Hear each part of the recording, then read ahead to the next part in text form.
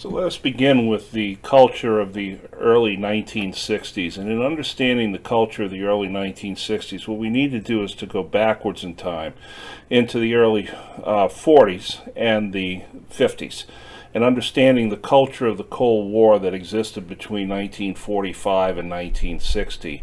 And then we're going to look at the dance floors of America. Evening around the television, the automobile in the burbs, and the space race. Now, what you're looking at right there is the old Indian head test pattern. That is a black and white television set test pattern, which was introduced in 1939 by RCA of Harrison, New Jersey, as part of the RCA TK1 monoscope. And its name comes from the original art of a Native American featured on the card. It was widely used by television stations worldwide during the black and white TV analog broadcasting era before 1970. And I brought that up as a picture because it's important to understand how TV functioned in the 1950s and in the 1960s. Now, with the 24-hour news cycle and 24-hour television and cables, flat screen TVs and such, we don't have this anymore. But at one time, TVs tended to, or television stations signed off at 12 midnight and usually came back on around 6 in the morning. And when they signed off, there would be the national anthem, and then there would be the television set test pattern. And then you would have the fuzz of the TV, which was actually background radiation from the Big Bang Theory. And then around 6 o'clock, the Indian head test pattern would come back on. You would have the national anthem yet again, and then the day's programming would begin. And each of the patterns, or every quadrant of the pattern, showed how you could set brightness and contrast using the Indian head as your or reference. You could check horizontal resolution, vertical resolution, height of the picture, and so on and so forth. So it's a little piece of history that we don't have anymore in our digital and plasma screen TV days. The culture of the Cold War needs to be looked at from both the international and from the domestic front. Internationally, the Cold War is the period of confrontation that the United States had with the Soviet Union, the Union of Soviet Socialist Republics, dominated by the Russian state, but also consisting of Kiev, Ukraine, Belarus, the Baltic states, and the various stands in South Central Asia, Kazakhstan, Turkmenistan, Kyrgyzstan, Tajikistan, and so forth. The United States and the Soviet Union emerged as the two major world powers after World War II. And we had diametrically opposed economic systems and political systems. And eventually, many thought that the two biggest rivals on the in the world would eventually come to blows. The United States policy toward the Soviet Union was known as containment. This had been instituted by the Truman administration under the auspices of George F. Kennan and Secretary of State Dean Acheson. This was held into place through the creation of military alliances and offering of military assistance programs, especially in creation of the North Atlantic Treaty Organization. Containment was also assisted through the rebuilding programs of the shattered European nations, such as the Marshall Plan. And we engaged the Soviets with diplomacy, threats, and sometimes the use of actual force. Containment went through a series of modifications over the 15-year period. When the Eisenhower administration came in, containment took on the appearance of what was called massive retaliation that Secretary of State John Foster Dulles had brought about.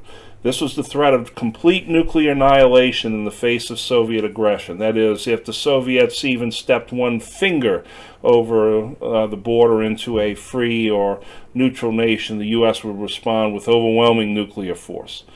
Of course, in an era of massive retaliation or the threat of massive retaliation, this created a culture of fear and anxiety throughout America regarding the Soviets.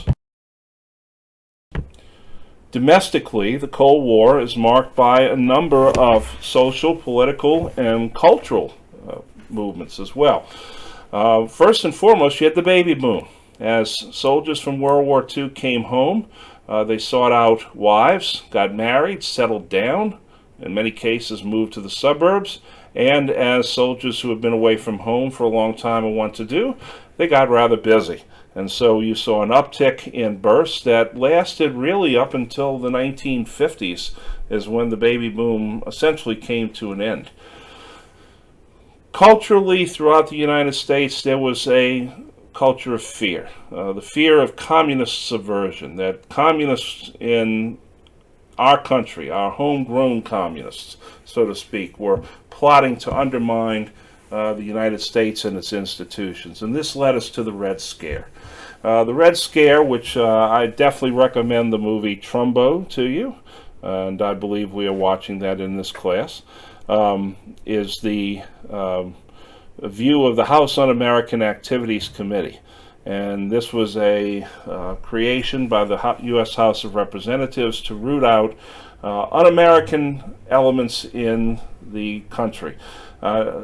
Essentially, they were going after New Deal programs, but as Soviet communism raised its ugly head, they were starting to go after that as well.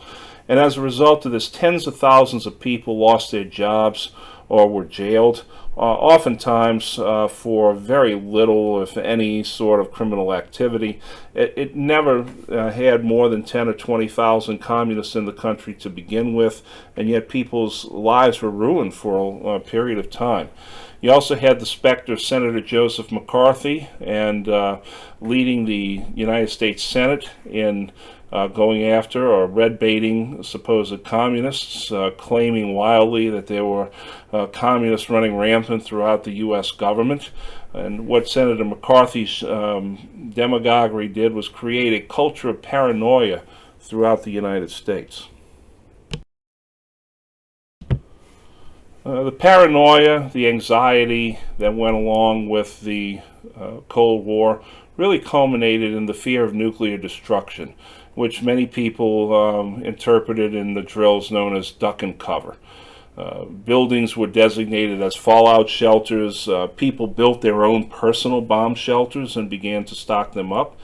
Schools conducted nuclear disaster drills, air raid sirens, some of which you can actually see in some of the New Orleans neighborhoods, are still there. And up until the 1970s, still went off. Even though the drills no longer went off, the sirens did. We also had what was called the emergency broadcast system. In the event of an attack, was created for the news waves, the air waves, radio waves, and so forth. So how do we deal with this? How do we deal with the threat that our country, our world could be blown up and we would be blown into non-existence? We took cultural countermeasures. We dealt with it through our arts, through our entertainment, through our music. We had movies and television confronted the fears of attack. The three best movies to watch regarding nuclear attack and Armageddon is Dr. Strangelove, the very dark comedy movie starring Peter Sellers in three different roles and directed by Stanley Kubrick.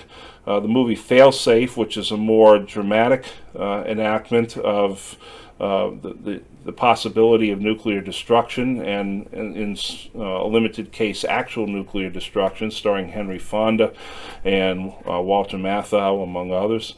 And On the Beach, starring Gregory Peck, about a U.S. Navy captain assigned to Australia after a nuclear destruction in the Northern Hemisphere, and how he and the people of Australia are coping with the inevitability that nuclear radiation will come to them and eventually kill them off.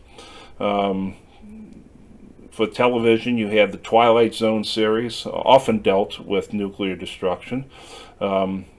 comic books, what we call today graphic novels, were comic books back then. They created superheroes based on atomic radiation. The Incredible Hulk, Spider-Man, the Fantastic Four, all are superheroes that were created by radiation of some sort or other. And youth developed for themselves a carefree attitude in defiance of the atomic bomb. Almost as if to say, you adults are the ones that created this, but we're going to go on living our lives and we're going to thumb our nose at it as best as possible. The most notable area in which youth expressed their defiance and their freedom and liberty was on the dance floors of America. We look at the birth of rock and roll. Coined by the Cleveland disc jockey Alan Freed in 1954. What is rock and roll? Well, it's based in several music genres: black rhythm and blues, gospel, what was known as jump blues, jazz, and what was called boogie woogie. You also had some basis in country music, or as Elvis would have called it, rockabilly. What was the instruments of rock and roll? Well, you had the piano and or the saxophone was often the lead instrument, but eventually that got replaced or supplemented by the guitar in the middle to the late 1950s. There was a snare drum backbeat to rock and roll, and what you also had was cover records, that is, white versions of earlier black songs. And the dance floors were where whites and blacks, kids, would commingle and dance together and challenge the social norms. So why is rock and roll so significant? Well, first of all, it's not just a musical style. It was a cultural phenomenon. And it was such a cultural phenomenon that there was a great deal of pushback by older whites.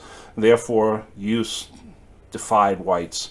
And this, in many ways, lays the foundation to the conflicts of the 1960s between youth and supposedly their elders. Rock and roll is featured in music, in movies, and on television. It influenced lifestyles, fashion. Think of the poodle skirts and bobby soxers and pompadour hairdos and so forth. Attitudes. Watch a Frankie Avalon and Annette Funicello beach movie, and you can see rock and roll attitudes at play right there.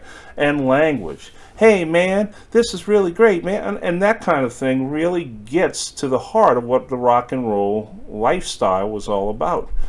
This is something that is enjoyed by both African Americans and white American teens. So, in many ways, this is where the civil rights movement takes place. There's racial mixing on the dance floor. In fact, rock and roll became so significant that February the 3rd, 1959, is what we call the day the music died. Because on that day, Ritchie Valens, Buddy Holly, and J.P., the Big Bopper Richardson, known for his famous song Chantilly Lace, all got on a plane in Cedar Lakes, Iowa, and crashed in a storm. And all of them died. Valens was only 17 years old. Buddy and Holly and the Big Bopper were in their 20s. And the loss of such musical talent became known as the day the music died. And, of course, the Eagles made it into their fame. Was it the Eagles? Don McLean. Don McLean made it into the American Pie song. So,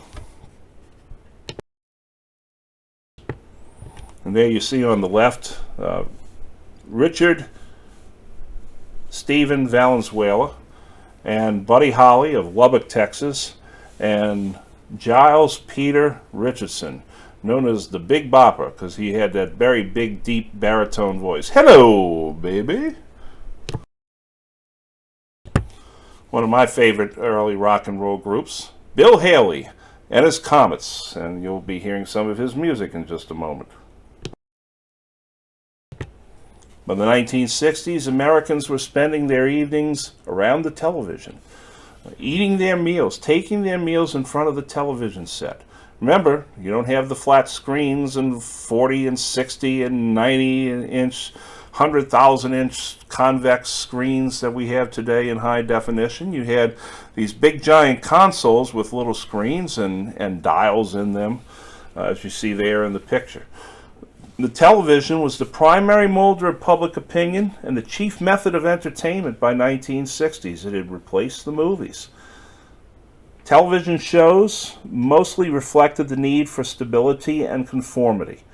They also reflected the growing suburban life. And so the most popular shows of the 1960s, Father Knows Best with Robert Young, Ozzie and Harriet Nelson with their sons, one of whom is Rick Nelson, and he would later go on to sing Garden Party, and of course everyone's favorite, Leave It to Beaver, all of which promoted stability and conformity. But not all shows reflected the stability of the suburbs. You also had some blue-collar shows, like The Honeymooners. Only 39 episodes, but people remember The Honeymooners quite well, with Ralph and Alice and Ed and Trixie. And The Life of Riley, about a blue-collar worker trying to get through in the world. His catchphrase was always, "What a revolting development this is." In this picture here, upper left, you see the Nelson family, and if you look at the younger of the two boys in that picture in the upper left, that's Rick Nelson. And for those of you that are aficionados of the show NCIS, he is actually Mark Harmon's ex-brother-in-law, Gibbs's ex-brother-in-law. The bottom left, of course, there is Hugh Beaumont, Tony Dow, Barbara Billingsley, and Jerry Mathers, who plays the Beaver on Leave It to Beaver. In the upper right, you have the great one, Jackie Gleason, with Audrey Meadows, Art Carney, and Joyce Randolph. And in the lower right, William Bendix as the Chester Riley talking to his son, Junior.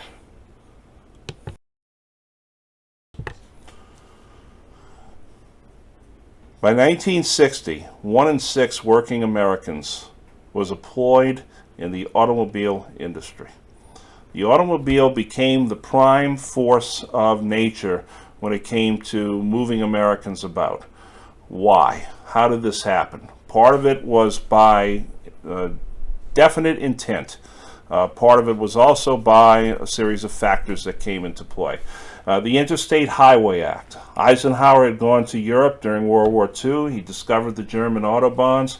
He came back. When he became president, he enacted the Interstate Highway Act as a means by which the U.S. could move its troops, but it became a way for Americans to move back and forth between the cities. Interstate highways meant more lanes, better roads, higher speeds, more vehicles. It's interesting, as we continue to undergo road construction after road construction on our highways, it seems that the traffic exponentially grows just to meet the increased highway capacity. By 1958, there were 67 million registered automobiles in the country, and the space age was reflected in the car styles, with large tail fins like you see on the car above, a lot of chrome, and a flowing design. You had elaborate taillights. They were often bright red in color, wraparound windshields, and very good hood ornaments. Power steering, power brakes, and automatic transmission were all luxury items, but soon became a staple of them. Automobiles became the prime means of achieving entertainment outside the home. You had drive-in movies, drive-in restaurants. You say, oh, well, we go to Sonic nowadays. Well, Sonic was much later. You had plenty of great drive-ins where you would go, and the waitress would come and on her roller skates and bring you your burgers, and you'd sit, and then you go to the drive-in movie and with your date and do what you did with your date. It also helped create shopping malls. As people left the cities, you went out to the shopping malls to shop out there. Along with the growth of the automobile came the growth of the burbs. The picture you see on the right is one of the first planned suburban communities. It's called Levittown, Pennsylvania.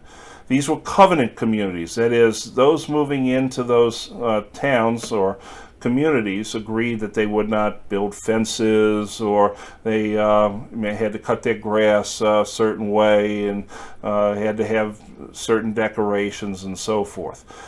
These suburbs were designed to be white in racial makeup. Even though the founders of Leviton did not say that race was a factor, they did not allow African Americans to move into these neighborhoods, which of course caused conflict when African Americans did try to move in.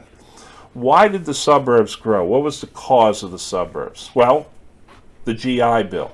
The GI Bill, which gave soldiers returning from World War II the opportunity to have loans to build homes, had to build new homes. They could not take their GI benefits and restore an old home in the city. They had to get out there into the suburbs and build new homes, and that's due to the real estate industry. They lobbied for that clause in the GI Bill. The interstate highway system also made the burbs more accessible to the inner part of the city.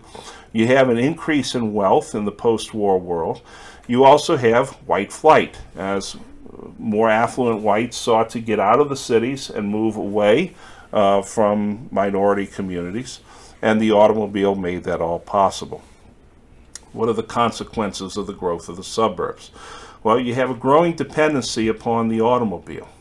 The automobile becomes more and more important for your movement, rather than just through walking, and rather than through mass transit. There's an abandonment of mass transit. As a matter of fact, there is a deliberate undermining of mass transit. As a result, the inner cities begin to decay, and you have a growing racial polarization as well as urban sprawl.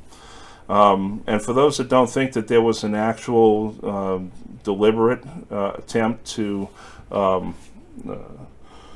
undermine mass transit between 1938 and 1950, National City Lines and its subsidiaries, American City Lines and Pacific City Lines, with investment from GM, Firestone Tire, rubber tires, Standard Oil of California, gasoline, through a subsidiary, Federal Engineering, Phillips Petroleum, and Mack Trucks, gained control of additional transit systems in about 25 cities. And those transit systems included St. Louis, Baltimore, Los Angeles, and Oakland. And what happened was, as they converted streetcars to bus operations in that period, although electric traction was preserved or expanded in some locations. For the most part, though, these companies were colluding, and they were convicted in 1949 of conspiracy to monopolize interstate commerce in the sale of buses, fuel, and supplies to their subsidiaries. They were literally taking and tearing up streetcar track and streetcars. New Orleans at one time had 238 miles of streetcar track. Now, by the 1980s, all it had was the St. Charles line.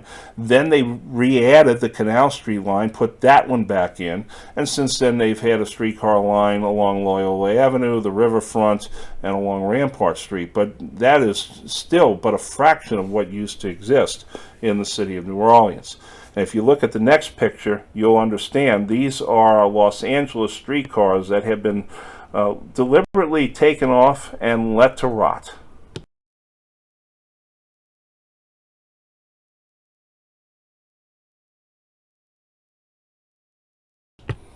Last but not least, what marks the beginning of the 1960s was the space race.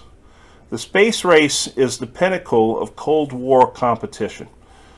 The space race officially began on August 2nd, 1955, when the Soviet Union responded to the United States' announcement 4 days earlier of their intent to launch artificial satellites for the International Geophysical Year, by declaring that they would also launch a satellite in the near future. The International Geophysical Year was the year in which East and West began to share their technology with each other for the betterment of mankind. How were we able to get into space? How were the Soviets able to get into space? Well, we had rocket scientists, and the Soviets had rocket scientists, but the best rocket scientists were actually Nazis. And we had to capture their rocket scientists, because the Nazis had actually created atmospheric missiles, the V-2 rockets. Leader of them is Werner von Braun, that you see in the lower right. The Soviets won the race to space in 1957 with the launching of Sputnik. And I'm hoping that you'll be able to hear the signals of Sputnik at some point. The U.S. took it on the chin, and 4 months later launched Explorer 1. This, of course, created a growing fear of nuclear destruction, for now you could have nuclear warheads in orbit above the countries, even though Sputnik never crossed over the United States. This was a loss of prestige for the United States to be running second to the Soviet Union. And many politicians were saying, we're so busy making automobiles and consumer items, and the Soviets are creating rockets and training cosmonauts to go into space. Well, Eisenhower then acted. On the advice of the Senate Majority Leader, Lyndon Johnson, the future Vice President and then later President of the United States, Eisenhower signed into law the National Aeronautics and Space Act, which created the National Aeronautics and Space Administration, NASA, in which you would have civilian and military coordination. You would no longer have just a civilian company or a branch of the military doing its space experiments. It would now be under the umbrella of NASA. So the Soviets again win race number 2 to see who could land a probe on the moon. The Soviets put Luna 2 on the moon, and the United States follows up with Ranger 1. So far, the probes have been unmanned. Now the race is to put a man in space. The United States chooses 7 men from the various branches of the military, the Air Force, the Navy, and the Marine Corps. They choose Scott Carpenter, Gordon Cooper, John Glenn, Virgil Ivan Gus Grissom, Walter A. Schirra, Alan B. Shepard, and Douglas Slayton, known as Deke. These were the Mercury 7 astronauts, and they're featured in a very long epic movie called The Right Stuff that stars Ed Harris and Sam Shepard and Dennis Quaid. None of those 7 men are the first human being into space. Once again, the Soviets win. They send Yuri Gagarin on Vostok 1, who makes 1 orbit around the Earth on April the 12th, 1961. And so, the Americans, several weeks later, finally get the first American into space. Everybody thought it would be John Glenn who emerged as sort of the leader of the Mercury 7, but it was Alan Shepard, the Navy flyer, who would be the first astronaut. On Freedom 7, on May the 5th, 1961, he goes into outer space, lingers there for about 15 minutes, does a few commands and controls on his ship, and then plummets back to Earth safely. He had spent just 15 minutes in space, and it showed just how far behind the United States was to the Soviet Union. The first American into orbit would be John Glenn. On Friendship 7, would do several orbits around the Earth, and then would have to come back home in a rather non-traditional way because his heat shield had failed. And so they had to bring him home in a very, how would I put it, very rocky manner. But they did bring him home, and of course John Glenn, who just recently passed away several months ago at the age of 95, went on to a long career in politics. So what is the legacy of the space race? Well, the space race is by no means concluded by 1960. It's just getting warmed up. The moon is the big prize, and the Americans are eventually going to defeat the Soviets in that race. But it was such a frenetic pace that they were going at, it was called go fever. It was push, push, push all the time. And sometimes that meant safety was put secondary. And in 1967, that is going to prove to cost the first fatality among the Americans. But the space race has done so much. First, you had new breakthroughs in space and rocket technology. The movement from the Atlas rocket to now to the Saturn V, which brought us to the moon, is just an amazing move forward in rocket technology. And now, of course, we have the boosters that brought the space shuttle into the sky. You also had tremendous breakthroughs in medical technology, especially in the development of prosthetics. Because of the way they built probes to operate on distant planets and on the moon. Okay. You also had transportation safety. De-icing of planes nowadays is a direct outgrowth of the of NASA, and how to make sure that ice would get off of the ships and the rockets that would go up into space. You had public safety enhancements as well. Testing the grooving at airports and on highways, making it less prone to skidding and so forth. Of course, when you're up in space, how you're going to drink purified water and what is going to be the treatment of your human waste. Again, NASA put its best minds to that, and many of the water purification systems that you use in your refrigerator today are direct outgrowths of the space race. You had food safety systems. The freeze drying of food is very important, and homewares. For those that have one, the Dustbuster is a direct contribution of NASA. And of course, let's not forget Tang, what the astronauts drink. Powdered breakfast drink. Used to love drinking that stuff. I just don't have it anymore. I don't know why. I have to maybe start doing that again. Perhaps the most important legacy of the space race are the Hidden Figures. For those that have not seen the movie Hidden Figures, shame on you. You really should go and see it. These were African American women who were mathematicians, and it's through mathematics that we were able to get eventually into space and then back home, and then to the moon and back home again as well. These African Americans who worked in segregated conditions for a time, but then realized that mathematics knows no color, and they were finally given the recognition that they deserved. And these are the Hidden Figures. The African American women who got us into space because of their excellence in mathematics: Dorothy Vaughan, Katherine Johnson, and Mary Winston Jackson.